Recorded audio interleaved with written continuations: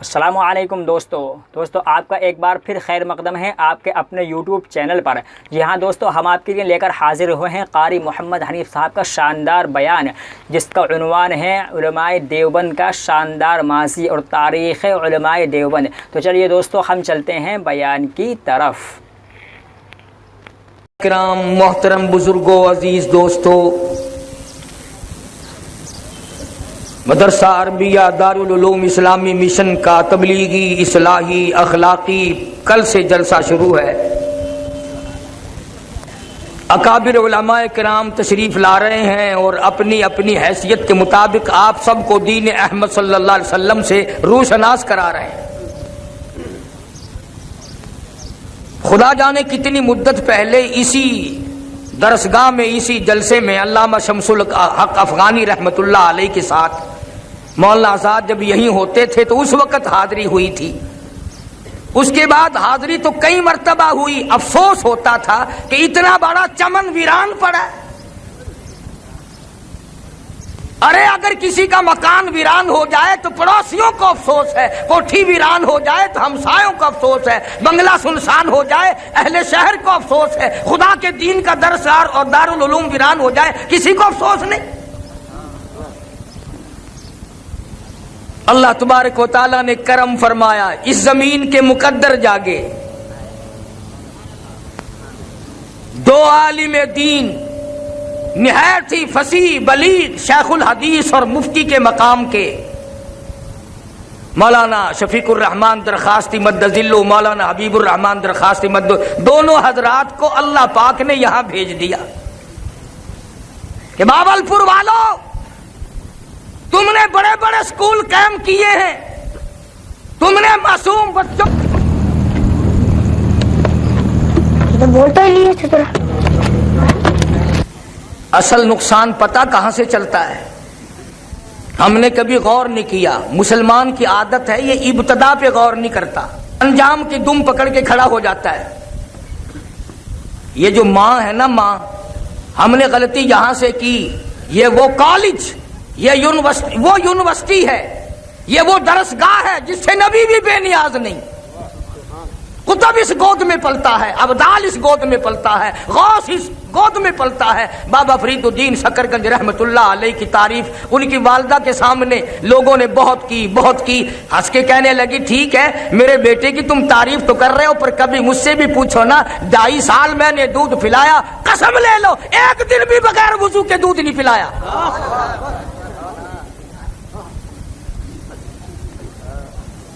تم نے اس ماں کا انتظام نہ کیا۔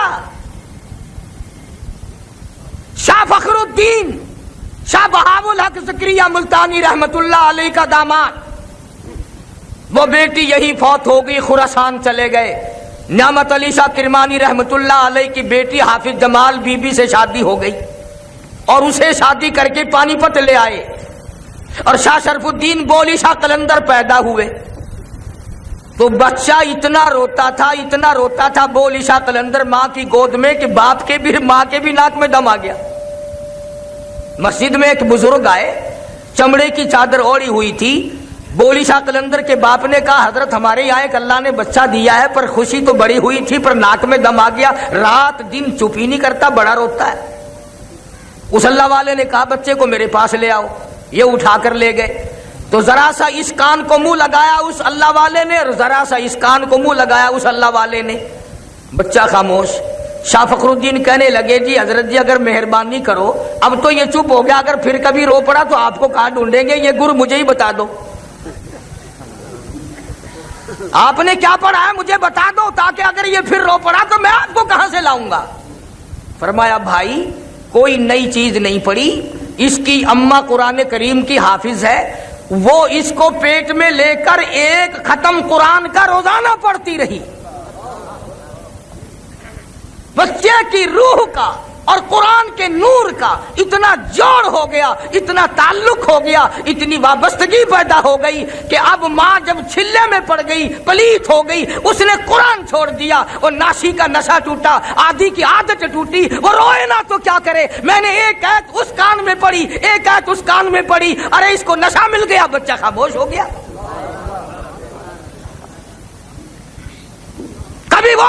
ہوتی تھی جو گود میں لے کر قرآن کی تلاوت کر کر کے اپنے لخت جگر کو دودھ پلاتی تھی۔ سارا جہان کہتا ہے کہ اگر ماں مسور کی دال کھا لے تو بچہ بیمار ہو جاتا، کھاتی ماں بیمار بچہ، اگر اماں اچار کھا لے تو بچہ بیمار ہو جاتا ہے، اگر اماں گڑ شکر کھا لے تو بچہ بیمار ہو جاتا ہے۔ ارے کھایا ماں نے بیمار بچہ، تو ساری دنیا کے طبیب اور ڈاکٹر کہتے ہیں کہ دودھ کے ساتھ سرعت کر کے وہ گرم یا ترش جراثیم بچے کے پیٹ میں چلے جاتے ہیں، جس کو جا کر کے بچے کو بیمار کر دیتے ہیں۔ لوگوں، اچار کی ترشی بچے کے پیٹ میں جا سکتی ہے، گڑ شکر کی حرارت جا سکتی ہے، اور بتاؤں کی گرمی جا سکتی ہے، مسور کی دال کی شدت گرمی جا سکتی ہے۔ اگر یہی ماں قرآن پڑھ پڑھ کے دودھ پلائے، خدا کی قسم قرآن کا نور نہیں جائے گا؟ نعرہ تکبیر، عظمت قرآن۔ ہم نے اللہ کے قرآن کو مدرسوں میں اور مسجدوں میں قید کر دیا، اور ماں نے عظمت اٹھائی قرآن کی۔ ایک بچہ ماں کا جب اسکول جاتا ہے، صبح کو اٹھ کر پانی گرم کرتی ہے، اسے نہاتی ہے، منجن استعمال کراتی ہے، دھلی ہوئی وردی پہناتی ہے، پھر سرما، سیاہی، تیل، کنگھی سب کچھ پورا کر کے بغل میں بستہ دیتی ہے، اور وہ بچہ بڑا چلاک ہو جاتا ہے، انگریز کی طرف چلا نا، یوں منہ کر کے کہتا ہے امی پنسل بھی لے لی ہے، سیاہی کی پڑیا بھی لینی ہے، کاپی بھی ختم ہو گئی، ماسٹر بھی چندہ مانگ رہا تھا۔ 2-4 روپے مارے بغیر جاتا نہیں۔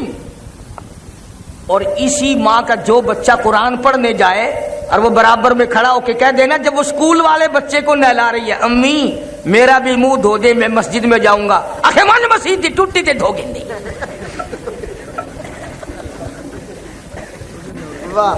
آخے مسجد دی ٹوٹی کہاں نہیں کھڑی، وہ کس واسطے ہے؟ ایمانداری سے بتاؤ، اس بچے کا ذہن قرآن سے نفرت نہیں کھائے گا؟ اسکول پڑھنے والے کو پیسے مل رہے، اسکول والے بچے کے 10 جوڑے جوتیوں کے، 10 جوڑے کپڑوں کے، اور قرآن پڑھنے والے بچے کے پاس سارے سال جوتی نہیں۔ اس ماں کو کبھی شرم نہیں آئی؟ اللہ پاک کا کلام پڑھنے والا، مصطفیٰ کریم کا لایا ہوا قرآن پڑھنے والا ننگے پاؤں پھر رہا ہے۔ ایک دن ہمارے گھر میں ہوا، ایک بچہ اسکول جاتا تھا، اس نے یہی حال بنایا اور 5 روپے اماں سے مارے، تو چھوٹا بچہ بھی ہے، حافظ ہو گیا، وہ کہنے لگا چلو مجھے 1 روپیہ تو دے دو۔ میری گھر والی کہنے لگی تو کون سا اسکول جائے گا، مسجد میں جائے گا، چلا جا۔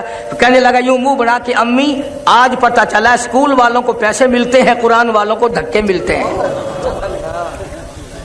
خدا کی قسم باوضو بیٹھا ہوں، اسکول والے بچے کو میں نے اسی دن روک دیا، بند کر دیا اسی وقت۔ ابتدان ذہن پر گندگی ہے قرآن کریم کی عظمت کی طرف سے ہمارے دماغ میں۔ اگر ہم ان بچوں کو یہ بتائیں اور سکھائیں اور ان کے ذہن پر یہ اثر اندازی کریں کہ قرآن خدا کا کلام ہے، اور خدا کہتا لوگوں بے وارثہ کلام نہیں، فرمایا تنزیل من رب العالمین۔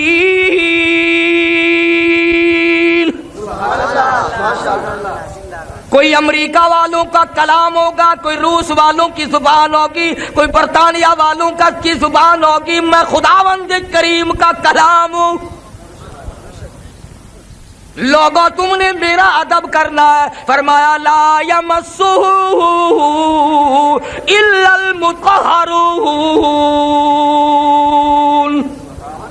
اور لوگوں میں وہ مقدس کلام ہوں، وہ میں مالک کی کائنات کا کلام ہوں، مجھے بغیر وضو ہاتھ لگانا جائز نہیں، میرا تقدس مجروح نہ کرو۔ میں تمہیں کیا بتاؤں، آج ہماری توجہ نہیں، بڑے بڑے سرمایہ داروں کے بچے قرآن نہیں پڑھتے، ذمہ داروں کے بچے قرآن نہیں پڑھتے، ڈاکٹروں کی اولاد قرآن نہیں پڑھتی، افسروں کی اولاد قرآن نہیں پڑھتی، بلکہ آگے بڑھ کر کے کہوں پیروں فقیروں مولویوں کی اولاد قرآن نہیں پڑھتی۔ اور کون سا قرآن کریم، میرے نبی تیرے نبی، عرشیوں کے نبی، فرشیوں کے نبی، چاند سورج ستاروں کے نبی، سمندر کے قطرے قطرے کا نبی، زمین کے ذرے ذرے کا نبی، پتھر کی ایک ایک کنکر کا نبی، درخت کے ایک ایک پتے کا نبی، پھول کی خوشیوں کا نبی، اور مالک کے کائنات کی قسم نبیوں کے نبی۔ حضرت محمد الرسول اللہ صلی اللہ تعالی علیہ وسلم نے 15 دن درختوں کے پتے چبا چبا کر خدا کا قرآن پڑھا. آج تم لوگ مکھن کھا کر قرآن نہیں پڑھتے.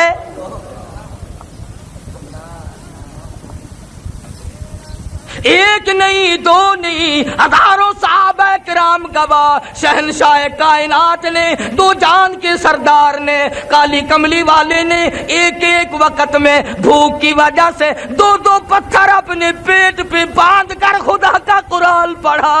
آج تم لوگ ہزاروں نعمتیں کھا کر قرآن پڑھنے کو تیار نہیں، اور اس پر فخر محسوس کرتے ہو، اس پر اپنے آپ کو بڑا سمجھتے ہو. اب بات آتی ہے لوگوں، پہلی امتوں نے بھی اپنے نبیوں کے دین سے بغاوت کی، عملی بھی بغاوت کی، قولی بھی بغاوت کی. میں خدا کی طاقت کمزور نہیں ہو گئی، میں وہ خدا ہوں. وَلَقَدْ عَلِمْتُمُ الَّذِينَ اعْتَدَوْا مِنْكُمْ فِي السَّبْتِ فَقُلْنَا لَهُمْ كُونُوا قِرَدَةً خَاسِئِينَ.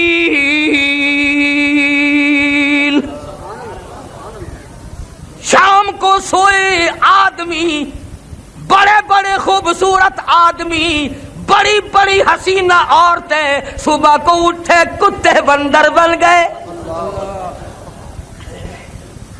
فَأَخَذَتْكُمُ الصَّاعِقَةُ وَأَنْتُمْ تَنْظُرُونَ.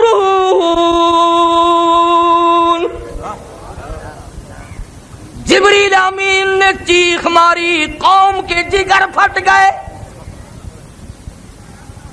فرمایا میں خدا کی طاقت کو نہ للکارو، میں وہ خدا ہوں. واللہ عزیز ذو انتقام.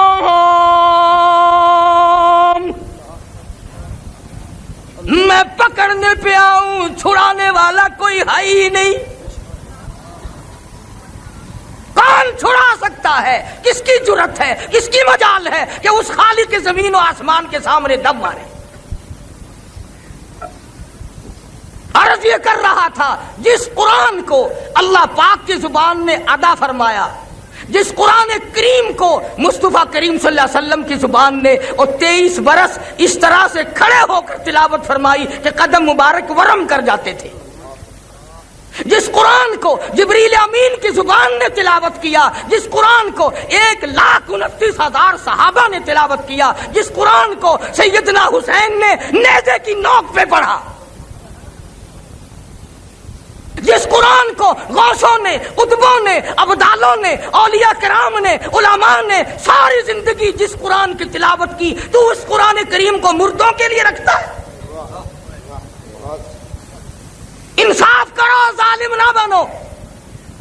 سنت زندوں کے لیے، چاندی زندوں کے لیے، کار موٹر سکوٹر ہوائی جہاز زندوں کے لیے، کوٹھی بنگلہ زندوں کے لیے، تخت و تاج زندوں کے لیے، حسن و جمال زندوں کے لیے، باغ و بہار زندوں کے لیے. ظالمو، خدا کا قرآن مردوں کے لیے؟ جب کوئی تمہارے یہاں مرے گا قرآن کا داخلہ کھلے گا، وہ بھی 1 گھنٹے کے لیے. 80 سال کی نمازیں 1 گھنٹے کے قرآن میں ختم ہو جائیں گی. 80 سال کی بدماشی، بدکاری، جھوٹ، حرام خوری کیسے 1 گھنٹے میں ختم ہو جائے گی؟ اور وہ بھی میں کسی پر الزام نہیں لگاتا. اکثر مولوی ان بچوں کو اس وقت لے جاتے ہیں جو پہلا سپارہ پڑھتے ہیں اور انگلی پھیرتے 28ویں پہ. ساری عمر جنہوں نے قرآن نہیں سنا، تیسرے دن قل خانی کے موقع پر چاروں طرف کی مولوی، قاری، حافظ اکٹھے کر لیے. پھر مرنے والے کا بیٹا درمیان میں کھڑا ہو کے کہتا ہے، او مولانا، او قاری صاحب، آج تو اتنا قرآن پڑھو، آج تو اتنا قرآن پڑھو، میرے ابا مرحوم کو بہشت میں ٹھوک کے جانا.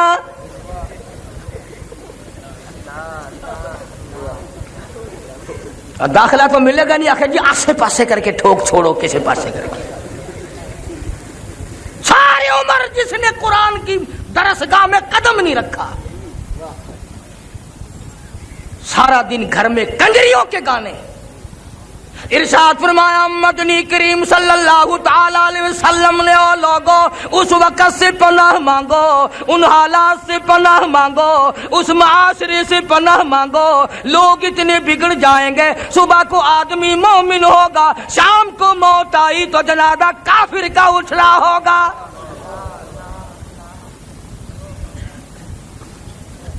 ارشاد فرمایا کالی کملی والے صلی اللہ تعالی علیہ وسلم نے او لوگو جنازہ کوٹھی سے نکلے گا، جنازہ بنگلے سے نکلے گا، جنازہ شاہی محل سے نکلے گا، جنازہ بہت بڑے مجمع کے ساتھ نکلے گا، جنازہ بڑی شان و شوکت کے ساتھ نکلے گا، حال یہ ہوگا مرنے والے کے پلے ایمان کی رتی نہیں۔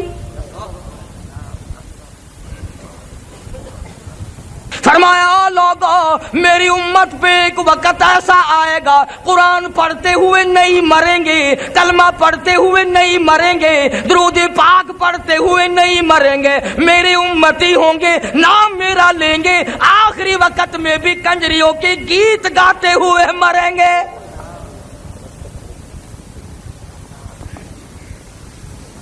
ٹیلی ویژن کی بیماری، وی سی آر کی بیماری، بڑے بڑے حاجیوں کو دیکھو نا، حاجی صاحب آپ کے یہاں بھی سے آجی کیا کریں بس بچوں کا معاملہ ہے نا جی، بس بچے، یہ ٹھیک ہے، اگر یہ سارے بچے بدماش بن گئے پھر تیری داڑھی کا کیا بنے گا، تیرے حج کا کیا بنے گا؟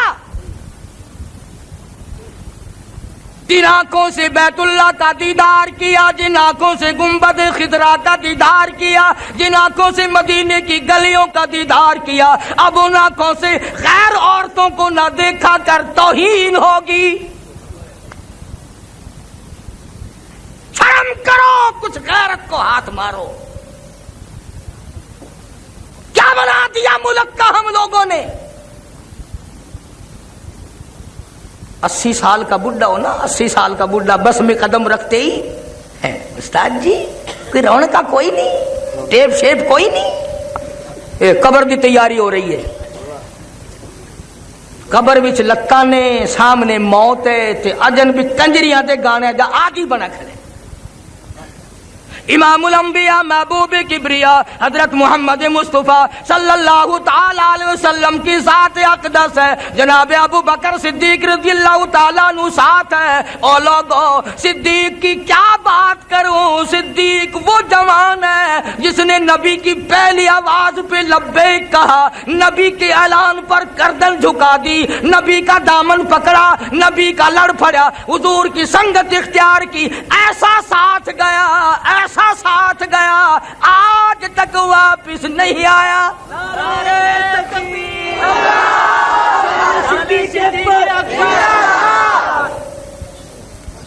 ایسا ہو یار، ہو تو ایسا ہو، یار ہو تو ایسا ہو، تو کبھی کچھ تو سوچا کرو۔ نبی پاک سب کہہ دو صلی اللہ علیہ وسلم کی عمر مبارک 53 سال، 52 سال عمر مبارک ہے۔ گھر میں ایک گھر والی ہے اور دروازے پہ 4 بیٹیاں ہیں۔ کون بیٹی دے گا ایسے موقع میں؟ اتنی عمر ہو، گھر والی بھی ایک موجود ہو، 4 جوان بیٹیاں ہوں۔ ابو بکر نے اپنی 6 برس کی لخت جگر کو اٹھا کر امام الانبیاء کی جھولی میں ڈال دیا۔ اور میں تو لوگوں سے کہا کرتا ہوں کہ اگر تیرے دروازے پہ شادی کے لیے گورنر آ جائے تو محلے میں دھوم مچ جائے، اگر صدر آ جائے ملک میں دھوم مچ جائے، اور کم سے کم یہ تو دیکھا کر کہ دروازہ صدیق کا ہے اور دلہا امام الانبیاء ہے۔ تیری گھوٹ کے نظر تو پہ گئی، بوہے کے نظر نہیں پہنی۔ در صدیق دا ہے، گھوٹ کالی کملی والا ہے۔ تیرے بوئے تے امام الانبیاء گھوٹ بن کے گیا کھڑے، ان دروازے کی توہین نہ کر، ایک گھوٹ ناراض تھی ویسے تیرا بیڑا غرق ہو جاسی۔ تے کو رشتہ دارہ دی توہین نال کوڑ لگ دی ہے، امام الانبیاء کو نہیں لگ دی۔ کون سا ابو بکر جس نے مال بھی، آل بھی، جان بھی، سب کچھ قربان کر دیا، سب کچھ قربان کر دیا جس نے.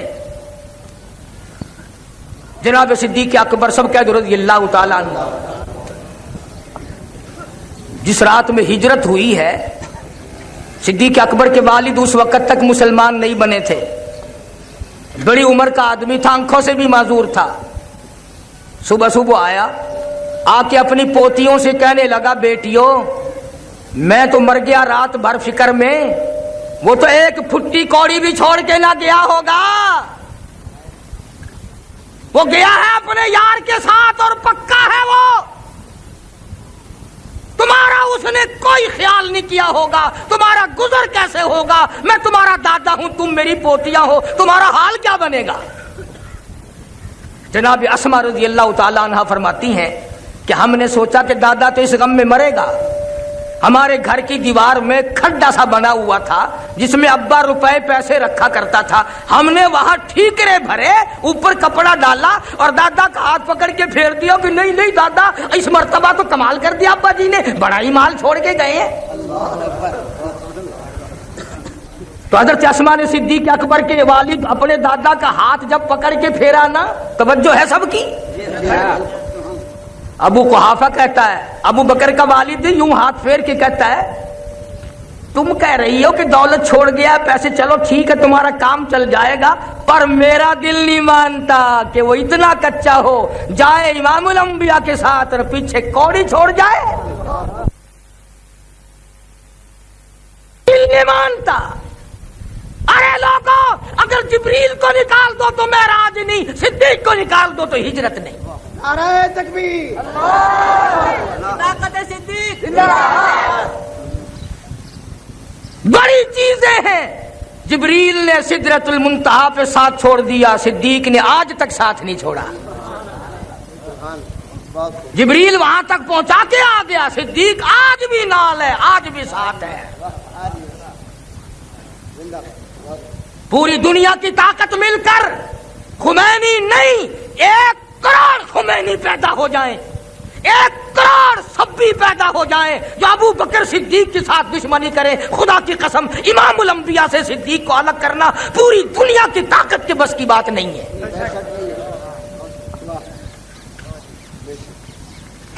جس کو پیار ہے اس نے اپنے پاس بٹھا رکھا ہے, جس کو پیار ہے وہ بیٹھا ہے. تجھے کیا تکلیف ہے؟ زیر دیوار کھڑے ہیں تیرا کیا لیتے ہیں, کسی کو دیکھ کر اپنی پیاس بجھا لیتے ہیں, تجھے تکلیف ہو رہی ہے؟ تو کون ہے اعتراض کرنے والا؟ جناب امام الانبیاء محبوب کبریا حضرت محمد مصطفیٰ صلی اللہ تعالی علیہ وسلم کو اللہ پاک نے ہجرت کا حکم دے دیا. عرض کیا میرے مولا یہ مکے والوں کی امانتوں کا کیا کروں, آٹے ہیں, جاؤ ہیں, کھجورے ہیں, کچھ پیسے ہیں, کچھ کپڑا ہے. فرمایا میرے محبوب میں نے سارے انتظامات کر رکھے ہیں. اے شیر خدا, اے علی ادھر آؤ, یہ مکے والوں کی امانتیں تیرے حوالے, مکے والوں کا آٹا تیرے حوالے, مکے والوں کے پیسے تیرے حوالے, مکے والوں کی چاندی تیرے حوالے, مکے والوں کا کپڑا تیرے حوالے, میرے نبی کا بستر تیرے حوالے, میرے نبی کا حجرہ تیرے حوالے. ابو بکر میرے محبوب کی نبوت والی امانت تیرے حوالے.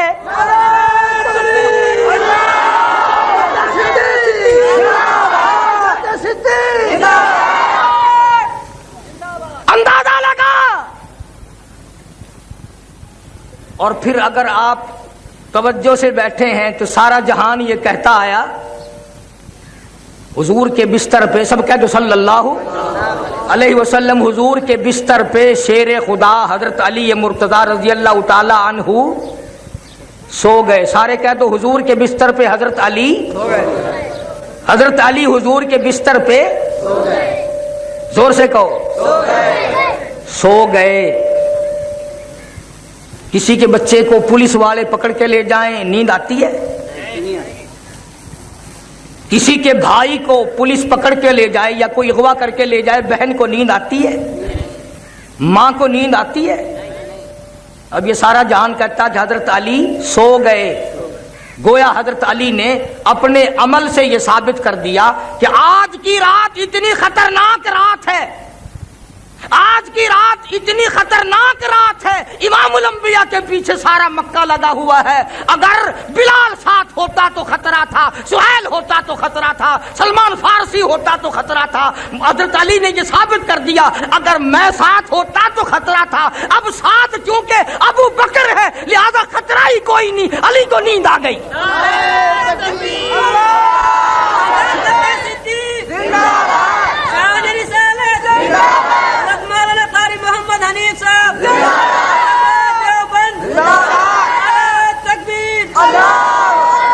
اندازہ لگا حضرت علی سو جائے، نبی کو تھوڑا بھی خطرہ ہو، نبی کی جان کا خطرہ ہو، نبی کے مال کا خطرہ ہو اور نبی کی کسی بات کو بھی خطرہ ہو، شیر خدا کو نیند آ سکتی ہے؟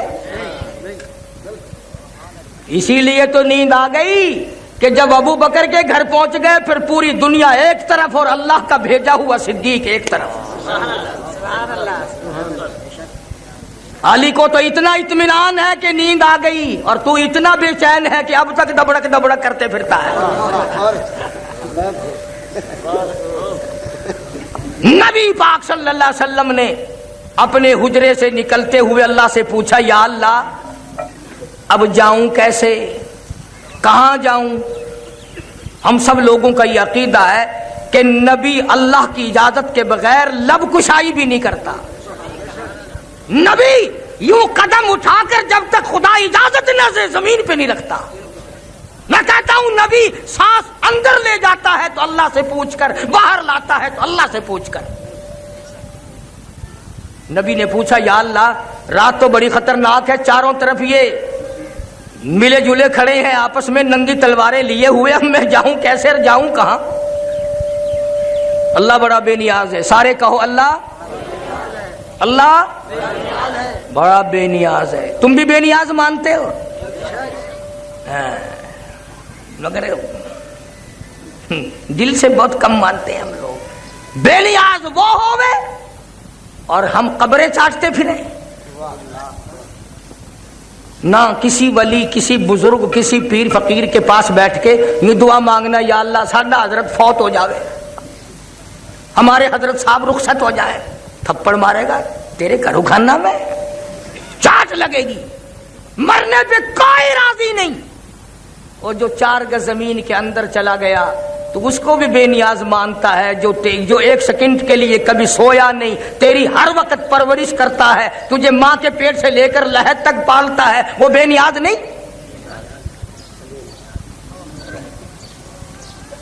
ابو جہل آیا اور کہنے لگا اپنے چیلوں سے کہ یہاں ایک کھو بناؤ اور اوپر کانے رکھو اور مٹی ڈال دو، جب وہ نبی یہاں سے گزریں گے دھڑام سے گریں گے اور تم پتھراؤ کرنا، خوب مارنا.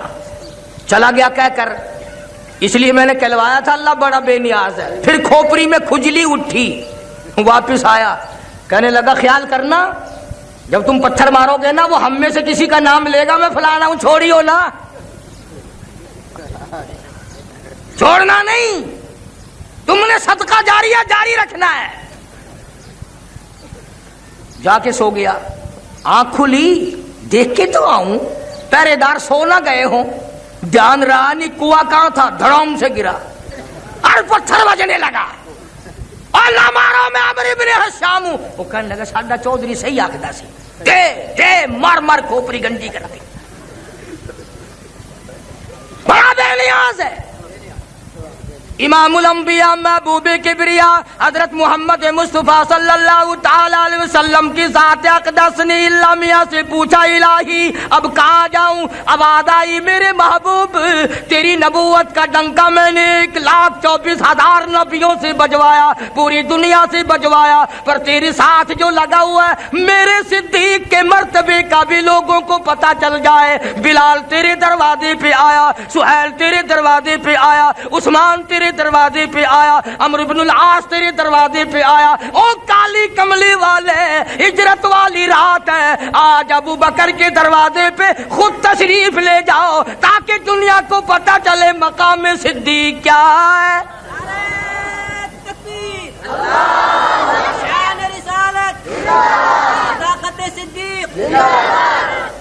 تشریف لے آئے، دروازہ کھٹکھٹایا، صدیق اکبر ننگے پاؤں دوڑے ہوئے آئے، دیکھ کے عرض کیا مجھے بلایا ہوتا حضرت، آپ نے کیوں تکلیف فرمائی؟ فرمایا میں خود تھوڑے ہی آیا ہوں، خدا نے بھیجا ہے۔ اور میری ایک اور بات سمجھ لو اگر توجہ ہے تو، چلو میری نہ مانو، علماء کرام کی نہ مانو، حضرت مولانا محمد علی شاہ صاحب مدد اللہ کی نہ مانو، اگر تو ہماری نہیں مانتا تو انہی کی مان جا۔ مکے والے جب آئے نا، ابو جہل، ابو لہب، عتبہ، شیبہ، امیہ ابن خلف، سارے کے سارے چودھری جو آئے تو حجرہ خالی۔ دنیا جانتی ہے کہ یہ مکے کی ساری سرداروں کی، چودھریوں کی پارٹی بلال کے مکان پہ نہ گئی، سہیل کے مکان پہ نہ گئی، ابو ذر غفاری کے مکان پہ نہ گئی، سیدنا سلمان فارسی کے مکان پہ نہیں گئی، فاروق اعظم کے مکان پہ نہیں گئی، کسی دروازے پہ نہیں گئی، کسی چوک پہ نہیں گئے، کسی گلی میں نہیں گئے، سیدھے صدیق کے دروازے پہ آئے۔ اور مکے والوں کا بھی عقیدہ ہے کہ نبی اگر اپنے گھر میں نہیں تو صدیق کے یہاں ضرور ملے گا، اس لیے نبی اور صدیق میں مکے والے بھی جدائی نہیں مانتے۔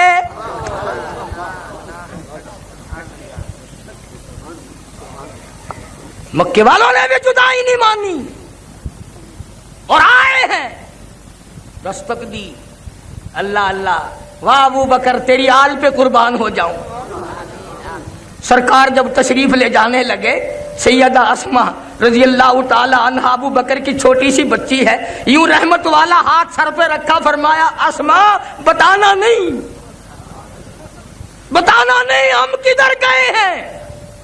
نہیں میرے آقا۔ دروازے پہ دستک ہوئی، تشریف لے جانے کے بعد وہ پوری پالٹی نہیں، پالٹا آ گیا مکے والوں کا، پالٹا آ گیا مکے والوں کا۔ اور سیدہ اسما کا تو انتظار تھا نا، یوں آنکھیں ملتی ہوئی بچی باہر نکلی، انہوں نے کہا کاکی جی صحیح، تیرا ابا کتھے ہے، تھوڑا نبی کتھے ہے؟ آنکھیں لگی کیوں؟ تیرا میرا بال ہووے ہا یا تیری میری بہن دھی ہووے ہا تو کم از کم یہ کم تو کرے، میں تو ستی پئی ہوں، میں کو کیا پتا، شام کو ٹکر کھادا میں لمبی تھی گئی ہوں، میں کو کچھ پتا نہیں، گھر آیا کو پوچھوں۔ ہائے ابو بکر تیری اولاد گول مول بات کی بھی قائل نہیں۔ کہنے لگی او مکے والوں، مکے کے چودھریوں تم تھوڑے ہو، مکے کے سارے نوجوانوں کو بلا کے لاؤ، مکے کی ساری طاقت کو جمع کرو، مکے والوں کو اکٹھا کرو، اور میرا یہ چیلنج ہے تم ابو بکر کی بیٹی سے کالی کملی والے کا پتہ پوچھ کے دکھاؤ۔ تم اس ابو بکر کو نہیں مانتے، میں تو کہتا ہوں اس کی اولاد کے غلاموں کے غلام بنو۔ ارے جس گھر کی بچیوں کا یہ عالم ہو اس گھر کے مردوں کا کیا حال ہوگا؟ اور یہ بات باتوں میں ختم نہیں ہوئی، تلخ کلامی ہوئی، اسما نے ذرہ برابر پہلو نہیں بدلا، یہ بھی نہیں کہا کہ صبح بتاؤں گی، کم سے کم جان بچا کر اندر جا کے کنڈی لگا لیتی، میں اپنی امی سے پوچھ کے آتی ہوں، اس بہانے سے اندر سے کنڈی لگا لیتی۔ مگر اسما جانتی تھی اگر میں نے کنڈی لگائی تو میرے باپ پر کہیں لوگ بزدلی کا الزام نہ لگا دیں۔ تساں تو کھسک ویندے ہو نا، ہائے ہائے، انہی لوگوں کے ماننے والے تھے یہ لوگ۔ شیخ العربی والعجم حضرت مولانا سید حسین احمد صاحب مدنی رحمت اللہ علیہ خالق دینہ حال کراچی میں طلب کر لیا گیا۔ حضرت نے فتویٰ دیا انگریز کی فوج میں بھرتی ہونا حرام ہے۔ یہ جتنے تساں حضرات اخباراں وچ پڑھ دیو نا، فلانا سر فلانا سر فلانا سر، انہاں دے ساری سر ہیں، انہاں دے پیر کوئی نہیں، تلو کوئی شا کوئی نہیں۔ اے انہاں سوجاں کو انعام ملا انگریز میماں دے تھوک چکن دا، انگریزاں دے گھوڑیاں دی لیگ چکن دا، نہ انہاں کو القاب ہوئی میں دے گن اے انہاں دے مامے لگ دین آزادی وطن کے ہیرو ہم ہیں مجدد الفسانی سرہندی رحمت اللہ علیہ نے گوالیار کے جیل خانے میں سے ایک قیدی نے آزادی وطن کا نعرہ لگایا تھا ہر تحریک ہم سے چلی ریشمی رومال کی تحریک ہم نے چلائی خلافت کی تحریک ہم نے چلائی شاملی کے میدان میں مولانا نانوتوی نے ماتھے میں گولی کھائی نہ یہ کیا کسی سے مقابلہ کریں گے جو پہلے ہی اپنے گلے میں پھانسی لٹکائے پھرتے ہیں وہی ٹھئی میں ٹکڑی جی ہوندی ہے نا یہ نشانی ہے انگریز دی غلامی دی اور بڑے عجیب انداز سے مولانا حسین احمد مدنی رحمت اللہ علیہ کو طلب کر لیا گیا کراچی میں افسر کہنے لگا مولانا کیا آپ نے یہ بیان دیا ہے کیا یہ فتویٰ دیا ہے انگریز کی فوج میں بھرتی ہونا حرام ہے مولانا نے فرمایا فتویٰ دیا تھا اب بھی دیتا ہوں اور یہی فتویٰ دیتا رہوں گا مولانا محمد علی جوہر مرحوم نے شیخ مدنی کے پیروں پہ ہاتھ رکھ دیا اور آسمان کی طرف دیکھا یا اللہ حسین احمد کی خیر ہو جج کہنے لگا مولانا معلوم ہے اس کی کیا سزا ہے فرمایا سزا دینا تیرا کام ہے سزا بھگتنا میرا کام ہے میں نے تو قرآن بھی مالٹے کی جیل میں چکی چلاتے چلاتے یاد کیا ہے سزا دے اس نے کہا سزا پھانسی ہے اللہ شیخ مدنی نے بغل میں سے کپڑا نکال کر میز پہ رکھ دیا فرمایا الحمدللہ میں دیوبند سے کفن ساتھ لے کے آیا ہوں نے کہا کفن تو آپ کو یہاں بھی گورنمنٹ دے دیتی فرمایا میں اپنے خدا کے یہاں انگریز گورنمنٹ کا کفن پہن کے بھی جانا پسند نہیں کرتا نعرہ تکبیر علماء دیوبند حضرت مدنی اور فرمایا مسائب میں الجھ کر مصائب میں الجھ کر مسکرانا میری فطرت ہے مصائب میں الجھ کر مسکرانا میری فطرت ہے مجھے اپنی ناکامیوں پر اشک برسانا نہیں آتا اور نگاہیں جن کی پڑ جاتی ہوں مستقبل کے چہرے پر انہیں ماضی کے افسانوں کو دہرانا نہیں آتا مجھے کوئی پرواہ نہیں سزا دو میں سزا بھگتنے کے لیے تیار ہوں کھلونا سمجھ کر برباد نہ کرنا کہ ہم بھی کسی کے بنائے ہوئے ہیں اور شیخ مدنی عدالت سے نکلتے ہوئے کہتے ہیں سرفراشی کی تمنا آج ہمارے دل میں ہے لگا لے زور جتنا بازوئے قاتل میں ہے اور ہم بزدلوں کی اولاد نہیں ہم چھپنے والوں کی اولاد نہیں ہم ٹکریلوں کی اولاد نہیں ہم حلوہ چاٹ لوگوں کی اولاد نہیں خدا کی قسم ہم تو ان ہیروں کی اولاد ہیں جنہوں نے پوری دنیا کے کفر کا مقابلہ کیا مرزائی ہم کو یعنی ہر سرحد پہ مرزائی والی سرحد پہ ہم لڑے عیسائیوں کی سرحد پہ ہم لڑے صحابہ کے دشمنوں کے مقابلے میں ہم لڑے آریوں کے مقابلے میں ہم لڑے قرآن کی توہین ہوئی ہم لڑے منکرین حدیث کی نے توہین کی تو ہم لڑے اور خدا کی قسم ہمارے سامنے آئے توہین کر کے دکھائے ادھر آ ظالم ہنر آزمائے تو تیر آزما ہم جگر آزمائے نعرہ تکبیر علماء ربانی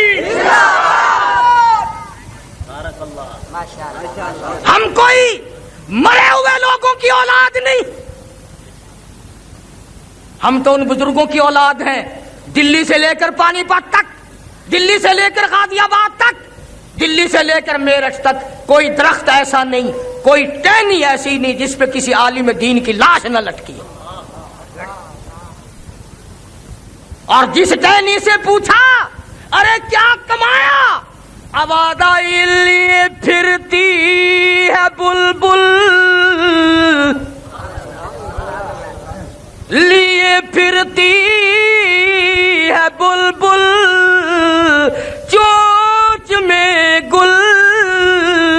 اور ڈھونڈتی ہے شہید ناز کی تربت کہاں ہے۔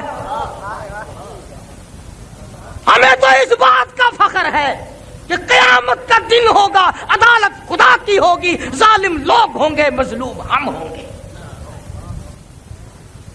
کون سی وہ بات تھی جو اللہ والوں نے نہ کی؟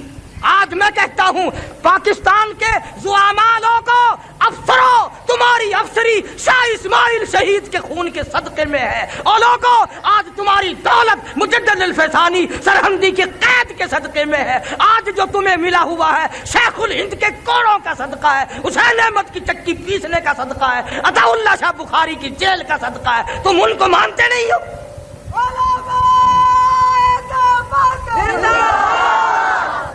سید عطا اللہ شاہ بخاری سب کہہ دو رحمت اللہ علیہ، جیل میں ہے، گندم پیسنے کے لیے ملتی ہے، بخاری صبح کو آٹا دے دیتا ہے، انتظامیہ کا خیال ہے کہ بخاری چکی نہیں چلاتا۔ ایک دن سپرڈنٹ جیل نے پچھلی رات کو چھاپا مارا، دیکھتا کیا ہے، بخاری بیٹھا ہوا قرآن کی تلاوت کر رہا ہے، چکی خود بخود چل رہی ہے۔